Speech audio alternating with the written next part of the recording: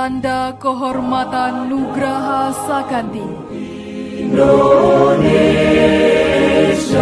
Keputusan Presiden Republik Indonesia nomor 49 TK tahun 2025 menganugerahkan Tanda Kehormatan Nugraha Sakanti kepada kesatuan di lingkungan kepolisian sebagai penghargaan atas jasanya di bidang tugas kepolisian yang bermanfaat bagi kepentingan bangsa dan negara.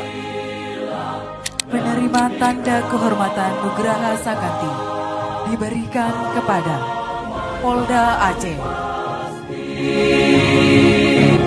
Selamat Hari Bayangkara ke-79. Jadilah insan Bayangkara yang rastra sewa kotama, polisi yang mengabdikan dirinya untuk kejayaan nusa dan bangsa. Jadilah polisi yang dicintai rakyat.